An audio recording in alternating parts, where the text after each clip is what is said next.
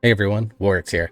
So we're back with the Guardian Druid video. Again, this is just what I specialize in, is Guardian Druid and Feral, I guess, too. But Guardian Druid, of course, got some changes and revamping of the tree. So what I want to do in today's video is kind of talk about some of my experiences with that.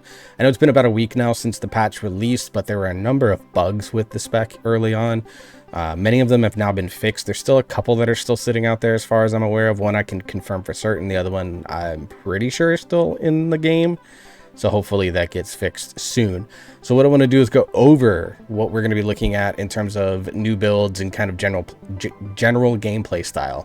Now, I said in previous videos, I believe in the Guardian Druid talent tree review video, I'll find it and put it up there in the corner here so you can take a look at it if you're interested. I kind of predicted what I thought was going to be kind of the meta builds and what we're going to be looking at as far as like strongest builds go and things like that. And I predicted kind of ultimately, I think, backwards in terms of what I thought was going to be the best in Mythic Plus and the best in Raid. So what we're going to do today is we're going to go over the talent trees and kind of the builds that I'm seeing kind of play the most in terms of like more defensive builds, more aggressive builds, and then also looking at what's being used a lot in Raid from what I've been seeing from folks, and then some other builds that are out there that have some potential but are kind of niche overall. All right, so this build here, I've got a couple points that I could probably move around with it. This is the build that I've been using in Mythic Plus recently. This is not the like most aggressive build. This is a little bit more of a defensive build because I do take Reinvigoration, Earth Warden, and Ursoc's Endurance. However, there are some points that you can move around very easily to make this build a little bit more aggressive once we get into either content that's more trivialized for you, or you get more comfortable playing this style of build, which there are definitely going to be points that I'm going to be moving. All right, so the key points with this, of course, is defensively, we're grabbing Reinvigoration, Earth Warden. Now, if you wanted to remove those points as well as remove Ursoc's Endurance, then you could grab Vicious Cycle. You, of course, grab Unchecked Aggression, and then you grab Persistence as well. Now, Persistence is one of the talents that is... Oh, wait, they changed Ravage to only be 50%. I thought it was bugged. It is not. And then you grab Fury of Nature just to get the extra arcane damage and to open up the bottom of the tree. And then you would come this side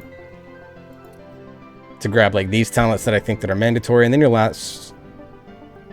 Oh, you grab Circle of Life and Death. And then you grab Incarn. And then you have like 3 points that you can kind of put wherever you want. I've been using Rend and Tear, Raise, and then you can throw a point into like Scintillating Moonlight just to give you that little bit of extra on the single target. Or you can throw it into something like Ursoc's Endurance or something along those lines. But overall, for me, I've been much more... In terms of my enjoyment, I've been enjoying this style a little bit more, grabbing more defensiveness with the lower regeneration on Frenzy Regen and Earth Warden, which of course has always been really strong defensively for the spec. And then I've been going something like this and then not taking really any Moonfire talents at all. So this is a very physical damage heavy build. I'm still applying Moonfire as and using it as a pull target or in sort of low target situations. I think more than 3, I've been kind of just leaving Moonfire out of the woodwork or only applying it to one target at a time. And then on certain fights like Ner'zhul and Shadow Moon Burial Grounds, I use Moonfire as a way to be like, hey, we're attacking this target, and it's the one I just Moonfired. So go from there. So that's kind of the build that I'd use. This is the Raise build. Now, Raise is got some tooltip changes because initially it was very bad on the tooltip. In that it mainly didn't tell you that it replaced Maul. That, of course, was hotfixed in to show that it now replaces Maul, which means that it benefits from all of your Maul-related talents, which have really increased the value of it. So it gets the 30% crit chance, it gets Tooth and Claw, which I think this isn't reducing 15% magic damage. It's only doing physical damage, as far as I'm aware. I don't know if this has been fixed. If you can confirm that it's been fixed, let me know in the comments below. And then, of course, it benefits from Ursoc's Fury. So anything that says Maul in it, it also means Raise because it replaces Maul. So overall, I think this build in Mythic Plus has felt very, very potent. And I think as the higher I get into keys and the more things start to hurt, Taking out something like Vicious Cycle to maybe grab like an Ursoc's Endurance, you can do that if you want to go more defensive. But Vicious Cycle and Soul of the Forest are now like just really good talents to have, especially with the 4-piece bonus. So that is kind of the new raid build or the new Mythic Plus build that I've been running. The Laser Bear build I still think does have some value into it. Let me show you what we're doing that. Now this is a more raid focused build, but I do think that there is some value in this build in Mythic Plus still. The biggest thing is that Thorns of Iron is now working, so that makes it a little bit better.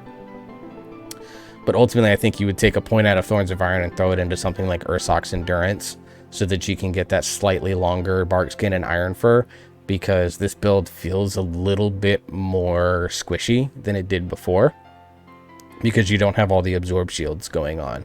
So I think this build still works. I think it can still definitely function, but I'd probably do something like this with it and make it more of a kind of setup that way.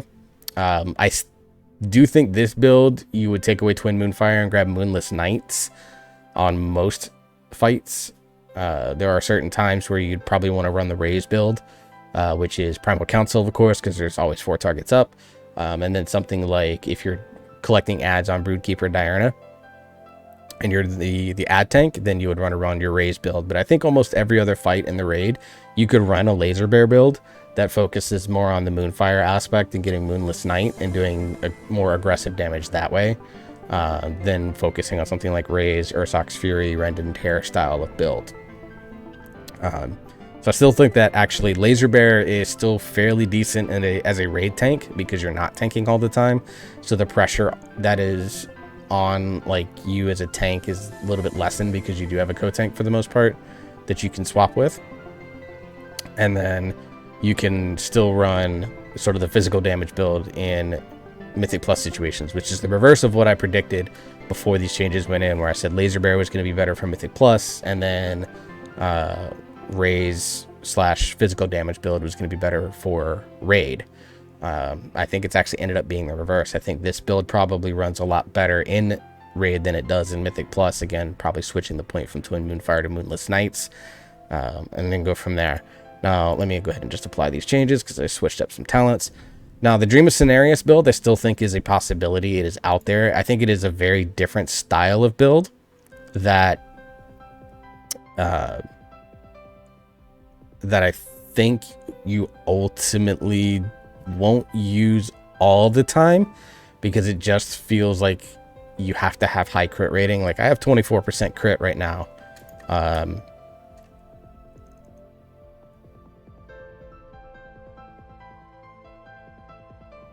Yeah, so I have 24% crit right now in my thing. I was shifting and trying to figure out what's going on with my stats.